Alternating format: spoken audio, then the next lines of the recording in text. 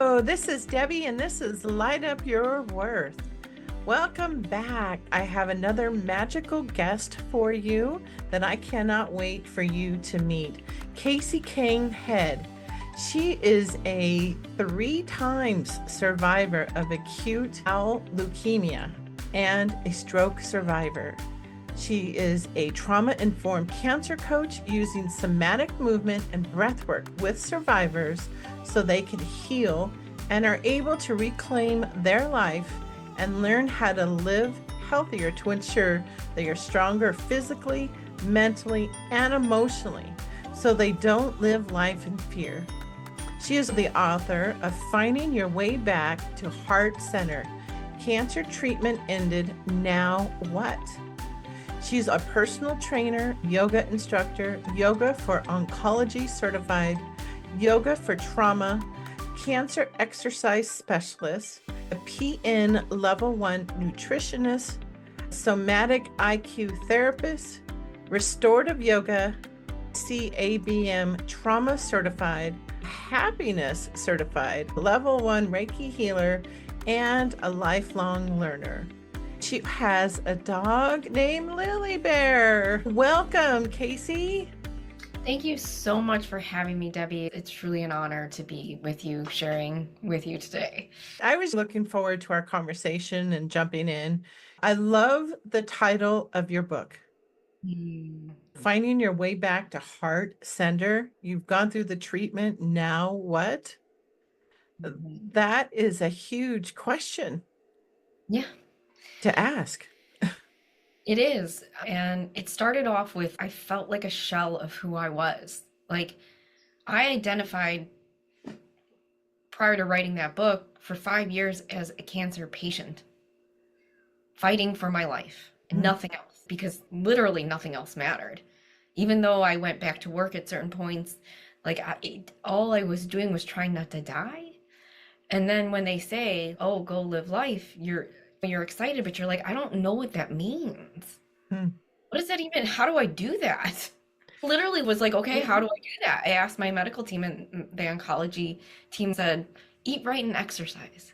That was it. I go, What? that's not helpful. No.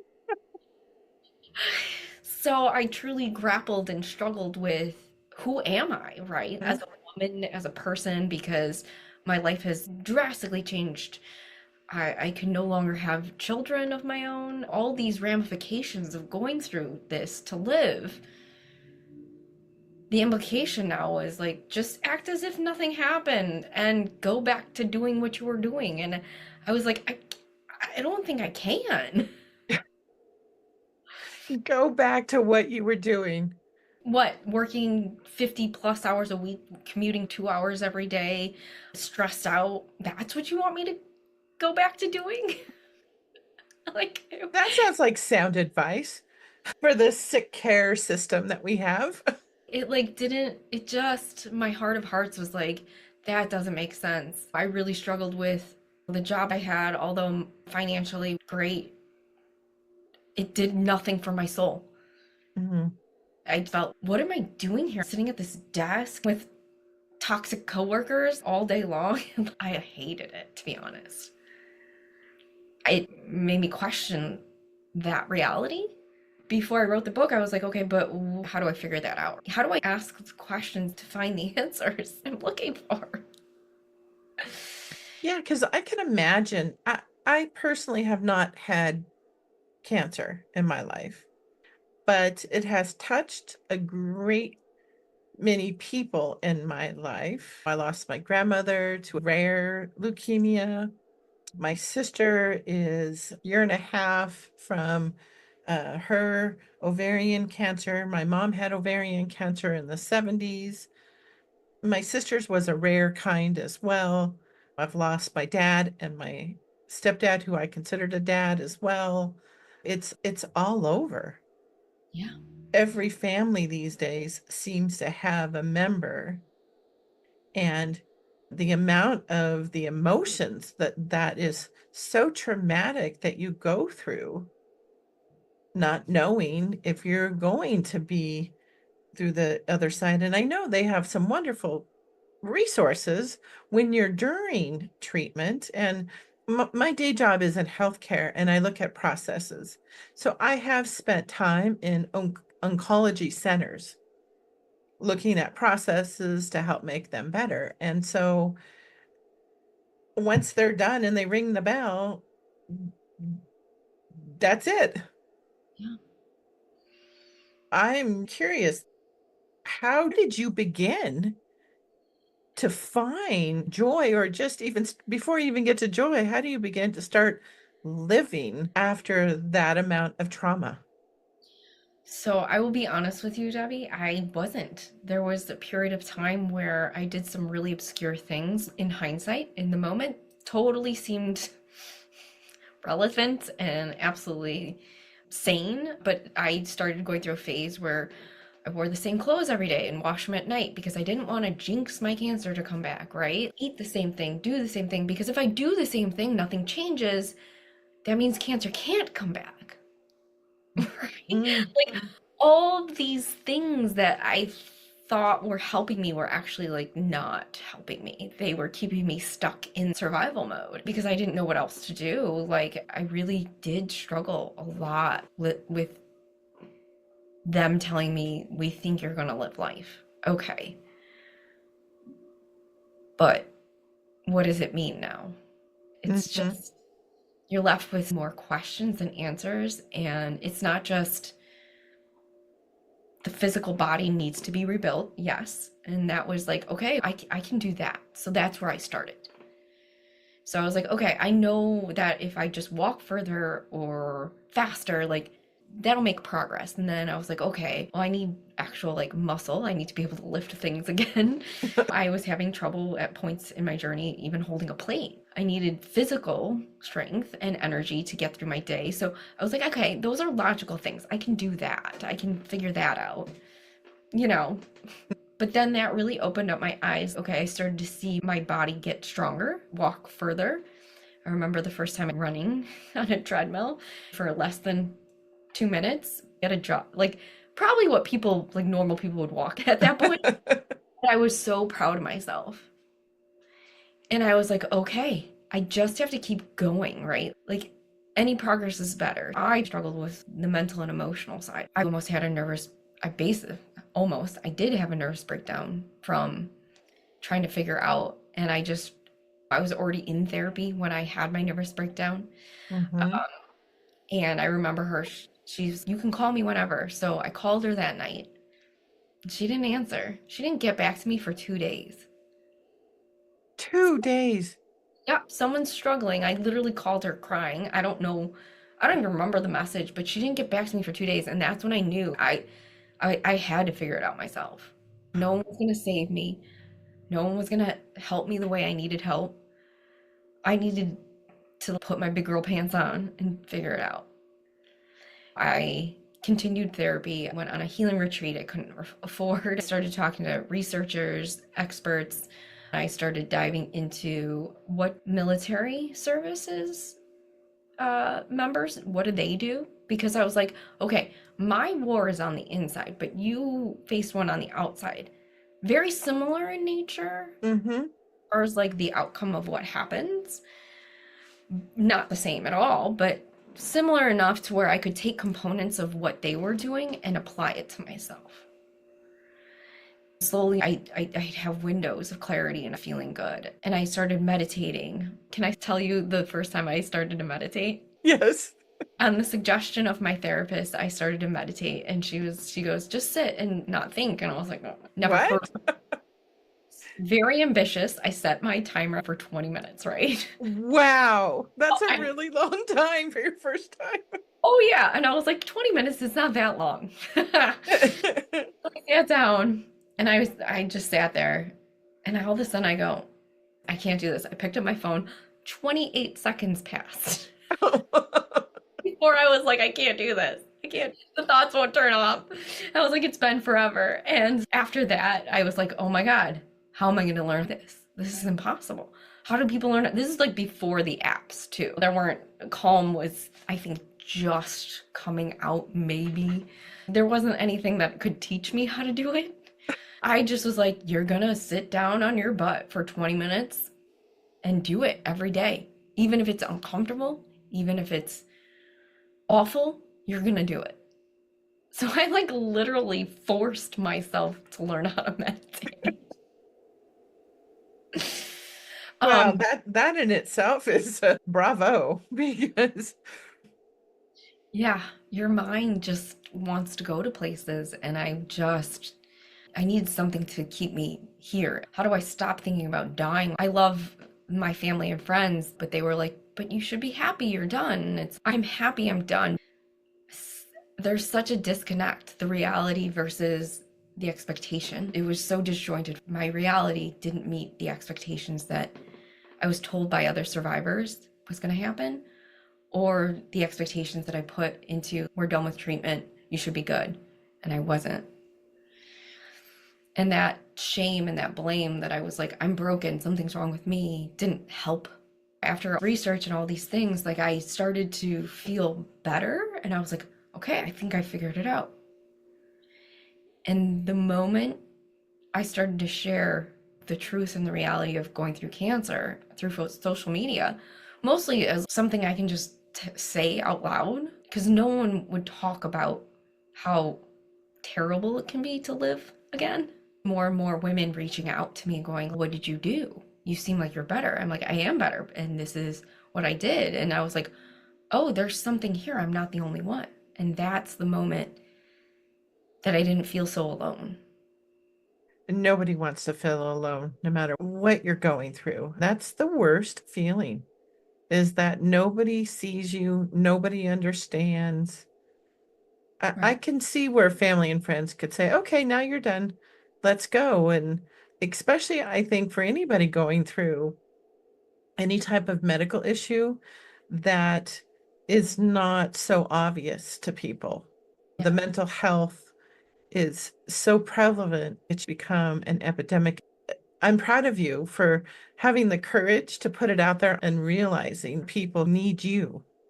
The first, when I first admitted that I was not okay, I felt like I failed everyone around me for not being okay because I was so strong during what some people would have said would have broken them as a three-time survivor and surviving a stroke. That could have broken most people. And it never dawned on me to even stop for a moment. It was just like, no, we're going to get through this and we're going to keep going. And here I was done with all that the quote unquote hard stuff. And I was just flailing. The other thing that I want to recognize with you is that you were able to recognize that you were struggling and that you reached out to find a way through instead of just staying there, because it's really comfortable when you're It, down. oh, yeah. It's like almost there's a comfort level in being there too. Like I'm safer here. If I don't go back out into the big scary world again, like it's almost better because then the big scary world can't actually hurt you. Yeah. Yeah. Did you ever have the feeling when you were in that darkness that you were waiting for the other shoe to drop with Yeah. finding joy and happiness? Yeah, there were moments where I thought maybe I just didn't, how do I say this? Maybe that was never going to happen again for me. Oh, Like I almost didn't deserve it, as messed up as it sounds. And then there were moments where I would literally say out loud, like, where's my big epiphany that just everything opens up and everything's going to be okay? yeah. And it was like every day was a go between the two. hmm I know myself, I can resonate with that feeling. And I know that there are listeners who are going to go, oh my gosh, she just read my mind. Yeah. On those days that I didn't feel like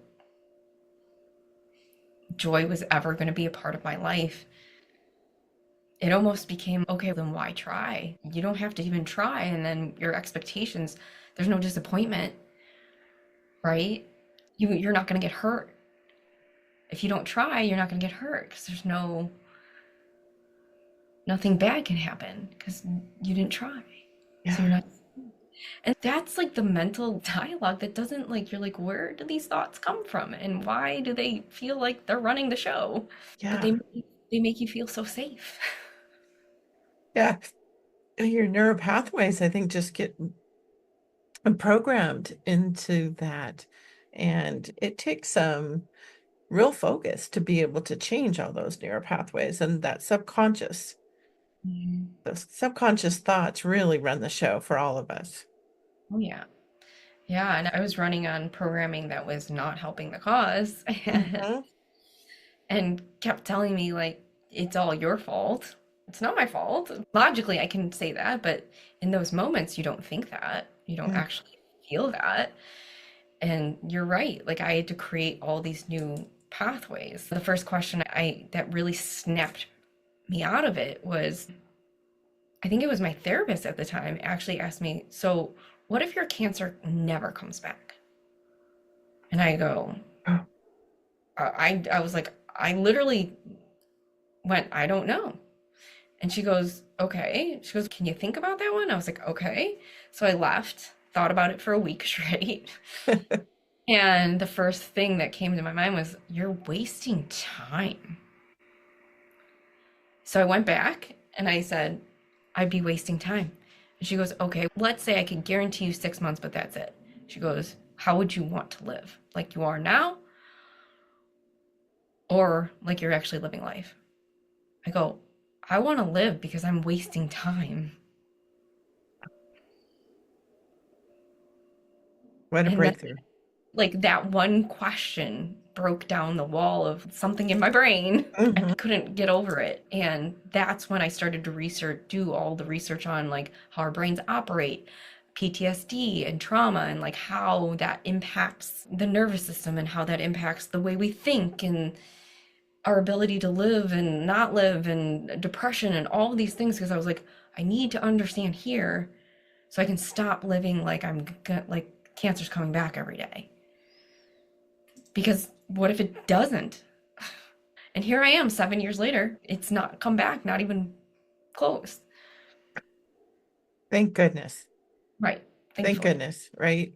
How did you start with, you have so many certifications now, and I'm really curious about the trauma informed, and I didn't even know that you could get yoga for oncology, Hmm. very specific oncology.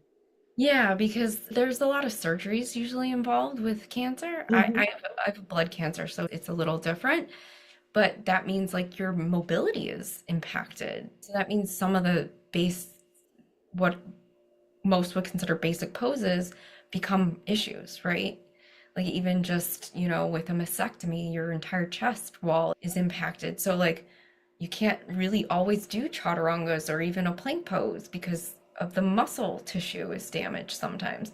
So it's like learning how to work with a body that has been altered or changed because of cancer, right?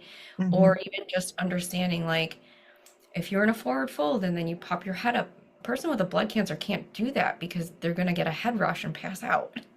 That's Right? not funny, but yeah. But Right? you, Like, yeah, who would know that, right? so it's just learning how to work within the different diseases and the ramifications of going through it. And also, okay, if somebody is in treatment, can they do yoga? 1000%. I did yoga in treatment. But I did normal yoga classes. I didn't do things that probably I should have been doing because I didn't know any better. I just knew I needed to move my body and I needed something that wasn't going to kill me in the process. And yoga was like one of the only things that I could do literally anywhere in the hospital, out of the hospital, without really having to have anything else but a mat. So, Well, that's powerful. What have you learned about joy? so much. I have learned that despite what feels like worst case scenario, there are pockets and moments of joy. Even throughout my 5 year journey of battling with cancer, there were moments of levity, and they usually came through laughter and moments where you just forget and you're like, oh, I forgot for a second. I forgot. And those moments of the joy, they came when I was laughing with friends, or my now ex-husband would make me laugh, or I was dancing. For like those moments, I forgot, and that was joy. Mhm. And we can bring those in to our life every single day. I've been really intentional to find a moment of joy every day over the last couple months. And I have found the easiest way to connect with joy is through animals. And Mhm. we're in a rural area, and I have two neighbors who each have four goats. And after talking to both the owners, it's okay that I feed them vegetables. Mhm. And like yesterday, I walked down. It's usually around 5 or 6 when the temperature has come down and they're more playful. And I'll go over there and talk to them. And then they come running up. And they're not social goats. And so they're running now to see me. That's amazing. And the joy that a simple goat can bring you, or the cuddles. You got a lily bear and I got a lily. And so, what have you found some of the simplest ways to find joy? I love laughing. Laughing is probably my number one way in which I find joy. And usually, if I'm, because I live alone, it's usually through silly YouTube things or comedians. My second most favorite thing is literally just music. Music can shift and alter our moods so quickly. And you put on that one song that just lights you up, you can't help but shake your hips. You can't help but move your head or whatever. Like that Mhm. song that comes on the radio, and you're like, oh, I haven't heard this in a long Yeah. time. Right? How does that not shift how you feel? That's joy, right? So those little things that I can bring into my life every day, like everyone can, and it's it helped keep me sane through a lot of my journey and the last 7 years Yeah. too. Yeah. Did you find that the activities that you used to do, whether you couldn't do them anymore or they just lost their interest and you picked up new activities, new interests after such a traumatic time frame? I did. The life that I was living is so drastically different than now. I would say everything's different. A lot of my social outlet was through alcohol, and I don't drink anymore, really. It's Hmm. rare. I wouldn't say I'm completely sober, but it's rare. So to shift all of that free time into other explorations Hmm. is amazing. Like so here, because I live in California, we do something just during the summer where we dance in a park with headphones on. So it's like a curated dance party during the middle of the week. And that's amazing. Everyone dancing with people, but not dancing with people. And like I spend a lot more time kayaking and hiking and doing things outdoors than I ever have. I try new things all the time because why not, right? I just learned 2 months ago about bees for 3 hours. Like, like stuff like that I've never would have thought to explore. I'm just like, what do I want to learn about? Okay, let's go see if we can find it. So I'm curious to see what's on your list now that you've learned about bees. Oh, I want a beehive at some point. I just can't where I'm at. The bees are fascinating creatures. But my list is still okay. I learned how to surf, so I want to get back out on the water more. One of my girlfriends just asked me to go paddleboarding, so I've kayaked and I've surfed, but I've never paddleboarded. So that's on there that I'm gonna learn how to do in a week, which means I'll probably be in the ocean a little bit, like Hmm. falling into it quite a bit. Um, but yeah, stuff like that, I get to lean into more, And more. I love that everything that you mentioned is all outdoors Mhm. and with nature. Yeah. So I'm originally from Chicago, so we only get 3-ish months of it. Mm-hmm. So this fits my lifestyle way more as far as I get to be outdoors 90% of the time if I can and want to. Mm-hmm. And I'm absolutely taking advantage of that. Oh, yeah. I'm originally from Northern California, so I completely get it. Or you're like, I have to be inside for the majority of my life and now I don't. This is crazy. Yeah, right. It really makes a huge difference. And Mhm. now, when you were studying all of the trauma types of certifications that you had, how does it incorporate nature and being outside? Oh, it's absolutely essential. They were talking about just sunlight, vitamin D, just having your feet in the earth, just being in nature. It does so much more for your soul Hmm. and then it reduces depression, it reduces anxiety, it gives you something to outside of yourself to be present with. Or not on you're not on your phone, right? Most of the time that you're doing these things, Hmm. really being present in the moment to soak it all in is really psychologically more beneficial than not. Hmm. I want to switch a little bit of what we're talking about into how our nervous system plays into the impact of our health. And what does it really mean to you when we talk about what's a regulated nervous system? Like, what if you don't know if your nervous system is even regulated? What does that actually mean, right? For some of the listeners. No, the sad part is a lot of us don't know if we're regulated or not. A lot of us don't understand even what our quote unquote, it's called a window of tolerance is. Mhm. And our window of tolerance should go up and down in that window every day, right? Mhm. When it goes outside that window up and down, that's when we have a dysregulated nervous system, right? When it goes so far out of bounds up and down that it's not within the window anymore. So we're going to have stress every day, right? It's going to go up and down depending on driving or whatever, right? Some Mhm. whatever activity you're doing. And there is stress that's good, right? Like exercise is technically stress on your body, but we need that type of stress, Mhm. right? So there's a level and a window of tolerance, it's called, where your body is supposed to, your nervous system is supposed to regulate and be up and down inside of. When it's dysregulated, it's outside of that. And that usually means like we're in survival mode, right? Mhm. Or we're depressed, or we're in these states of being that are outside of that.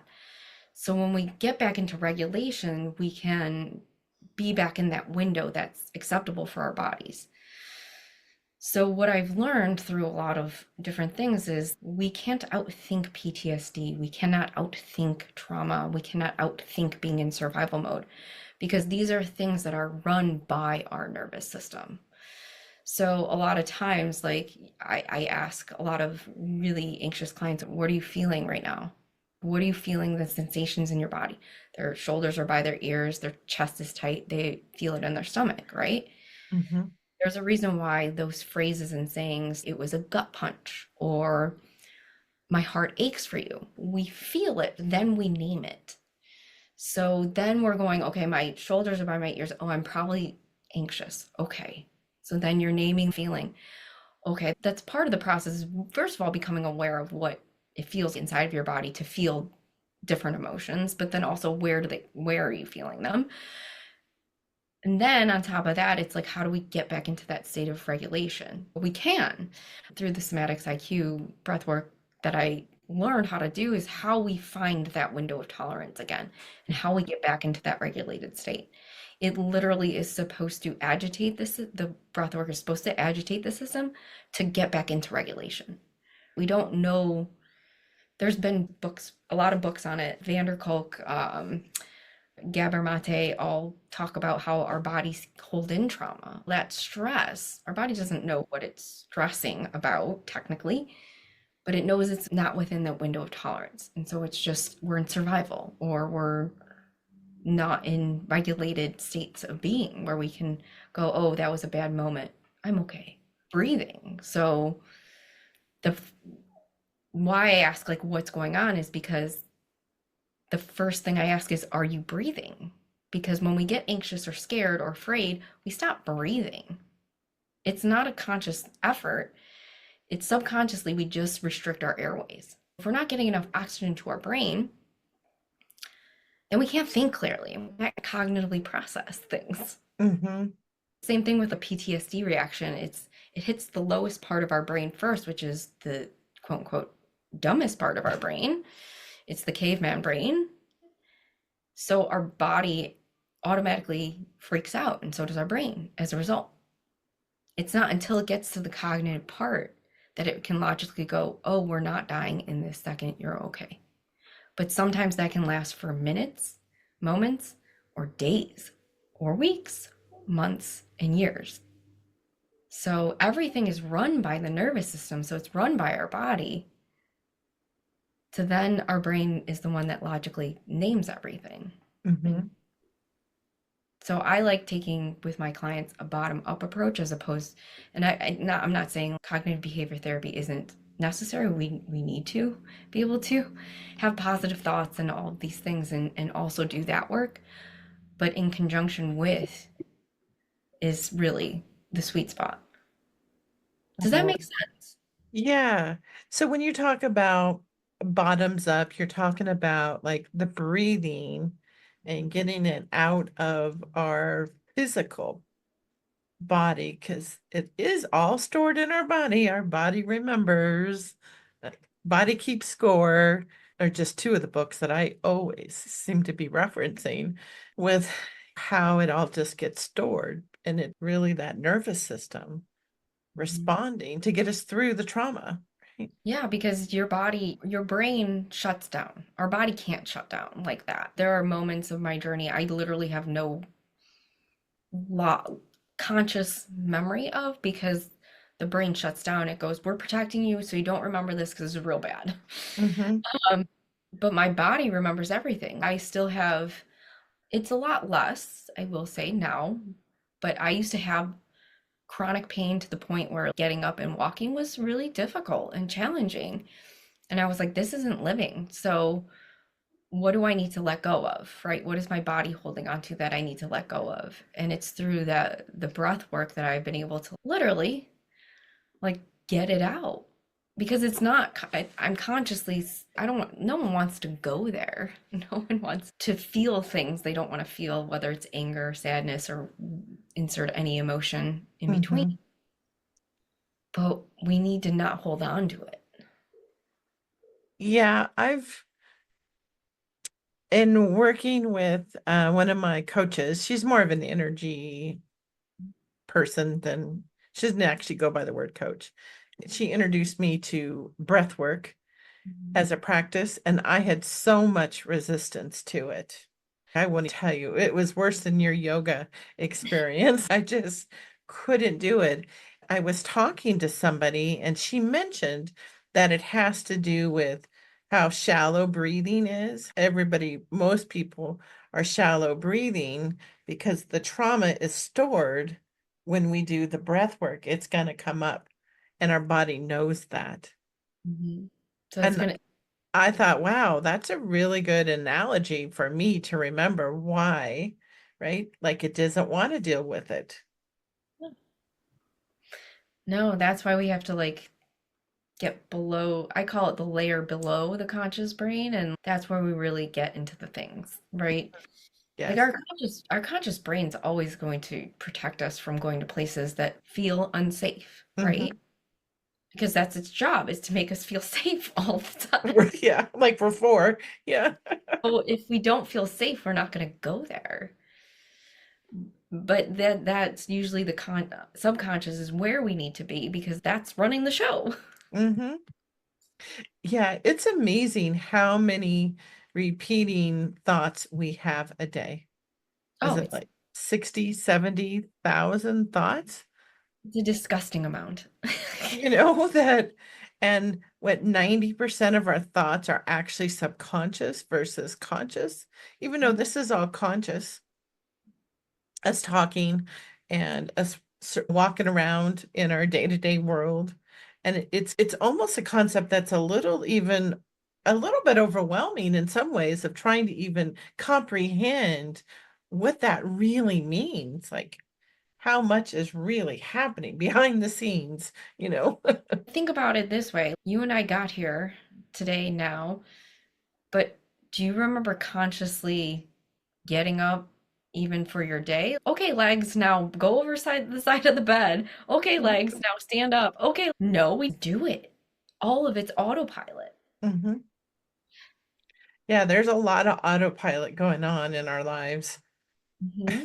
Lots of it. So, how do you think, as women specifically, why we put everyone else's happiness above our own, and especially with our health, and why that's not okay? I really want to hear your thoughts on this.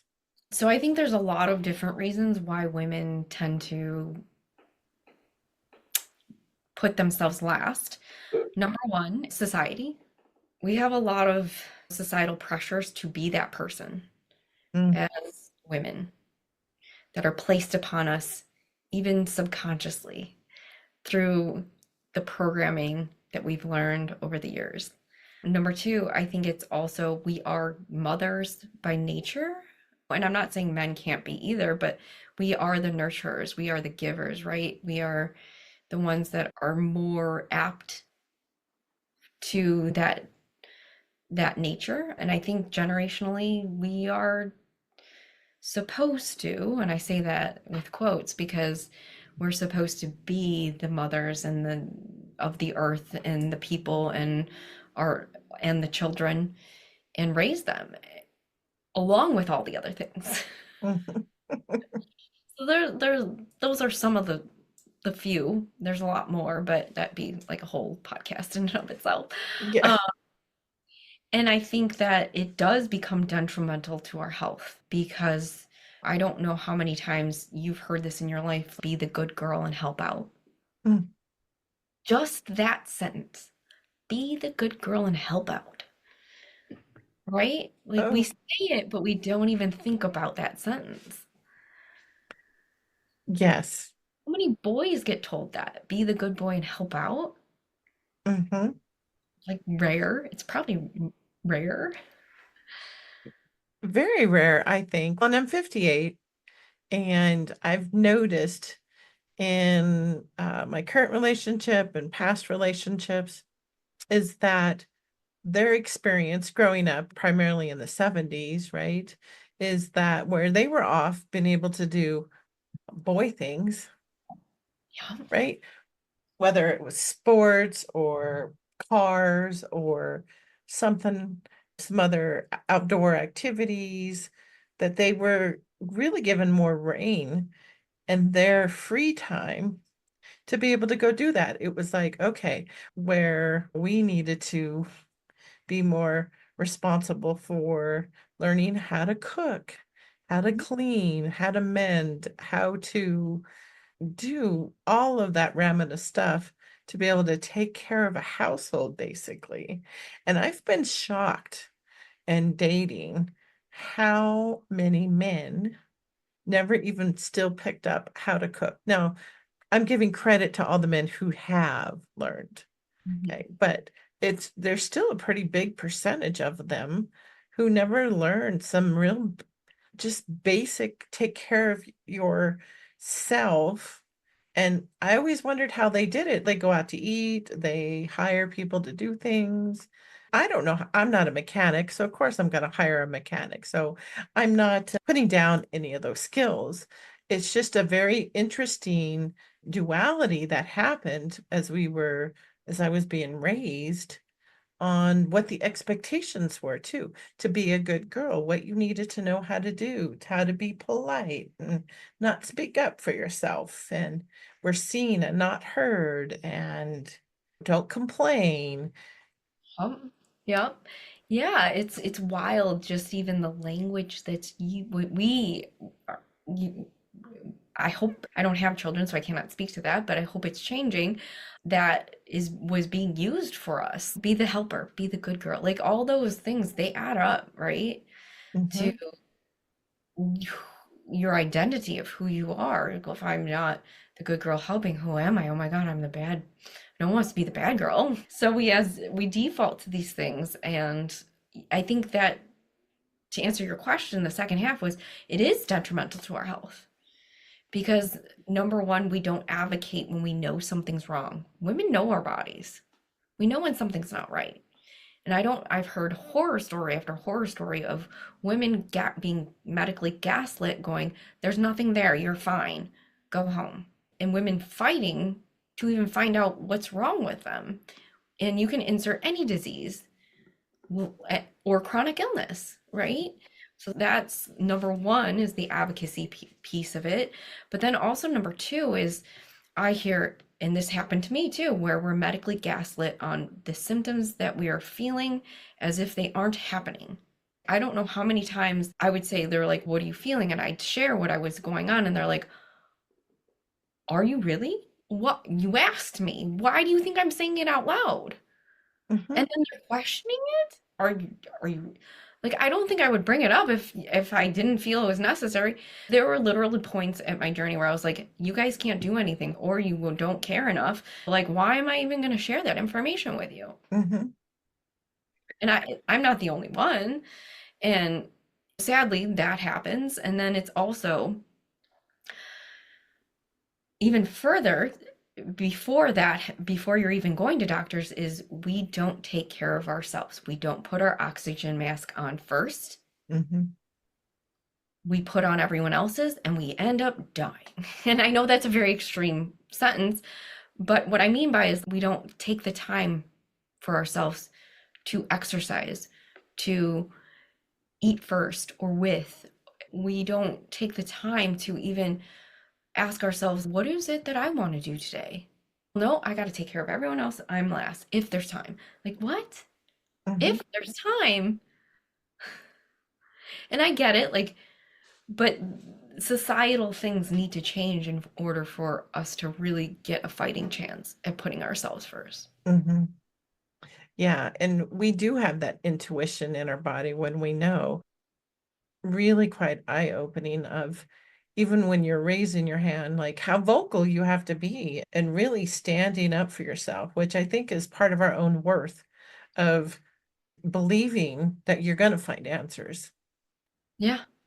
Like a lot of, I've heard it time and time again of just people giving up because they're like, no one's listening, no one's hearing me, and going alternative routes because they aren't being heard. Mhm. So even here's what's Debbie really messed up is 2 days prior to me having a stroke, I was in the medical oncology office and it was a routine appointment. I was going every week and they were like, what's going on? I was like, I like was really, I couldn't lift my head up. I had severe migraines. I wasn't eating, I wasn't drinking because I had a CF leak and all these other things were happening, but also I was about to have a stroke. And my ex-husband was advocating for me to get a bolus hydration because I wasn't drinking water. And he was like, I really think she needs it. I really think we should do this. And my medical oncologist who was seeing me, and I like literally was like my head down was the entire time, didn't look great, just said, no, you're fine. It'll be okay. Like I'll give you more anti-nausea meds so you can eat. 2 days later, I had a stroke because of dehydration, a CF leak, and then I had an allergic reaction to the meds she gave me. You're in the room, you're advocating, and you're still not getting heard. Mhm. And that's just like one example that had serious consequences, but it happens to so many of us. And even just you trying to figure out what's wrong. It's like Mhm. no one's listening. No one's listening. They're trying to figure it out, right? I am so thankful that you're here, that you're able to reach out and help other women navigate through some of this with helping them find back themselves, the new version of themselves after such a traumatic event. And us calling it out, it is a traumatic event. It is. You get diagnosed with cancer. I'm sorry, I don't know how else you label it. It's terrifying. And I'm sorry, everyone that I speak with, including myself, was like, am I gonna die? That's your initial reaction, is like, am I gonna die? Mm-hmm. Because how can you not? Yes, our technology has come a long way, but that initial gut reaction is, I'm gonna die. Mm-hmm. That's trauma. Yes, that is trauma. That is trauma. And I think about all the ways that you're able to help people, even a happiness Mhm. certification. How beautiful is that, right? Yeah. I honestly, when I took that, I was like, oh, this isn't gonna help. I took it fair. That was like the thing I took. And honestly, I still use a lot of the things today. Mm-hmm. They're all still relevant and they're all backed by science and statistics, and it's amazing. Mm-hmm. What's one of those that you still frequently use? Oh, I'm gratitude. curious. Gratitude every day. Oh, Every day I write it down. It is one, it actually was the biggest percentage mover in how you feel. isn't that amazing that science is showing that even? Yeah. Something we all intuitively know, but yet science actually backs it up. Oh, thank you for sharing that. So I want to switch gears now. And you actually almost said exactly what I say to my guests about the questions about how I feel about music.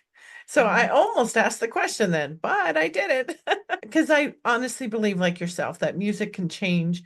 It can change everything. It can change your mood. It can uplift you. It can get you moving. So I'd like to know, what is your go-to song that you'd like to put on to help you uplift you there?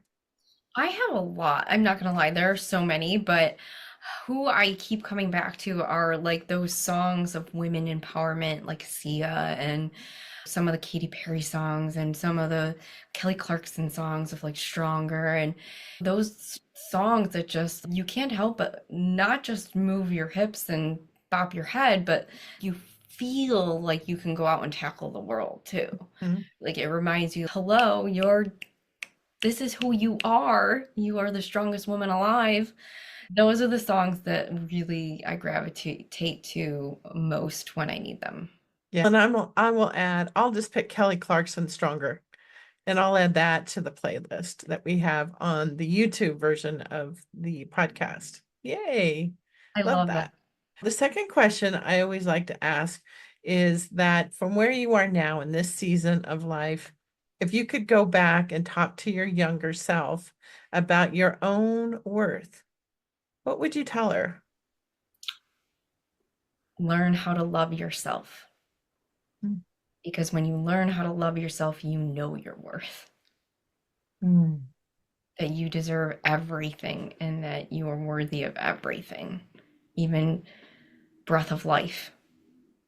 And that no one, when you learn how to love yourself, can take that away or Mm. make you feel less. Oh, that's beautiful. Yeah, I'd like to go back and tell that too. I didn't learn that until I was like 36 years old. You did it a little sooner than me. I think I hit my fifth decade. But once you learn, it's like you Mhm. can't, you're like, whoa, I've been living lies. Yeah, it's really powerful when you step into your worth, Yeah. Yeah. that You you no don't, longer tolerate what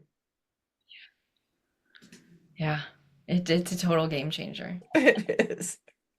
So, Casey, how could listeners reach you? If you listen to this, definitely reach out and say hi. I'm on Instagram and Facebook at The Happier Hustle. You can also just shoot me an email, Casey at thehappierhustle.com as well. I would love to hear from you. Wonderful. Thank you so much for sharing your journey and just being such a wonderful person. I appreciate you being here, sharing all your knowledge. Thank you, Debbie. Thank you for having me, and I appreciate you.